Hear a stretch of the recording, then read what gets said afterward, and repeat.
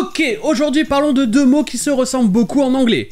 Hub et HUD. Et si vous les croisez dans le même contexte, c'est probablement dans les jeux vidéo. Mais à part ce lien-là et le fait qu'ils se ressemblent beaucoup, ces deux mots n'ont rien à voir. Commençons par le mot hub.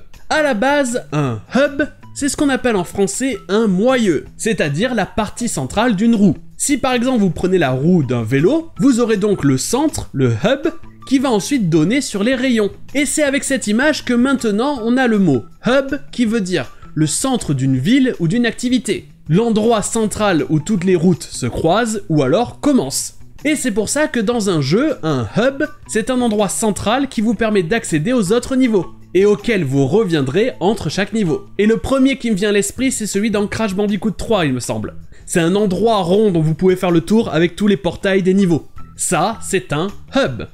Well, I contacted our friends at the Nexus about that. Nexus? It's the World Internet Hub in Oslo. Every byte of data flows through there. The monorail follows the water mains to the central hub beneath Wayne Tower. Et ensuite, continuons avec HUD. Déjà, HUD, ça se dit aussi HUD, parce que ce sont des initiales. Et si vous vous souvenez de l'épisode sur les acronymes et les sigles, ce mot peut être les deux. Soit c'est lu comme un mot, HUD, et donc c'est un acronyme, ou alors on lit chaque lettre, HUD, et c'est un sigle.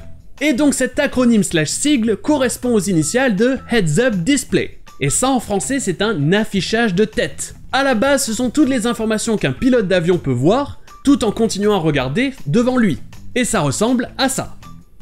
Et vous avez la même chose dans les jeux vidéo. C'est l'interface que vous avez pendant que vous jouez. Toutes les informations que vous avez à l'écran sans avoir à faire pause. Let us begin with basic movement. Complete the checklist on your HUD.